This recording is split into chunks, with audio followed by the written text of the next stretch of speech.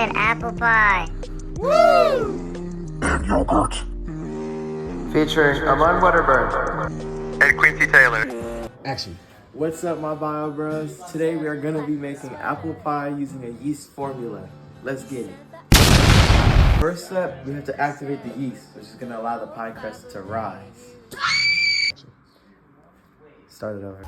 We're using fermentation to make this pie crust today because it rises because of the CO2 made as a byproduct because it eats the glucose, the sugars. The yeast is a fungus and it eats the sugars, and that creates carbon dioxide and alcohol, which is evaporated during the baking process. What did he just say? We're using Fleischmann's bread machine instant yeast. Now that we've added the yeast to the warm liquids, it's time to add it to the dry ingredients. In the bowl. Yeah. And now it's butter time. Oh yeah. First, meat for the chicken. Oh, wait, you put it so? Oh no! I picked it up. It's okay. Naughty. We're licensed professionals. But basically, we're baking a pie together. That's going in the video. How many? Half a teaspoon. Half a teaspoon? Yeah, Yes, chef! Okay. Oops. that's probably enough. Woo! Salt in the bowl. Salt. That's enough. That's enough, cameraman. Sorry. Now we're gonna mix this bad boy together. Until we get a soft dough. Dough. Now we gotta let the dough rise in a greased bowl.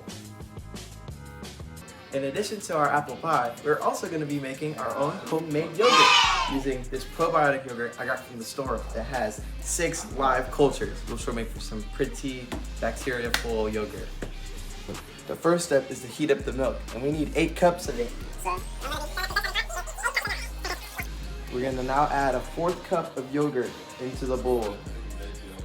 All right, now in this step of the process, we're letting the milk cool till it's about warm to the touch. That's like 100. This was my mistake!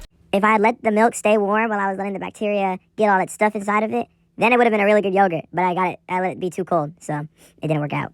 At this point in my experiment, we have created our yogurt, or it's in the oven, and it's getting set. No, it's not! And now we're gonna peel the apples that we're gonna use in our pie. Now that all the apples have been peeled, we are now going to core all of them and slice them up in order to put them in the pie. Now, if we didn't allow the yeast to ferment and rise up like we did, it would actually end up being really flat and small, and it would be a good dough to work with. But This was the first batch. I didn't allow the yeast to rise enough, and it did not go too well. it's time to roll it out and lay it on the inside of the pan so it can be the surroundings of our pie. The crust. I'm making a streusel topping for the pie. To the butter to make it thicker. Facts. Hello guys, I am rolling out this dough to use as the lattice structure on top of the pie. Yes. Light, cameras, action.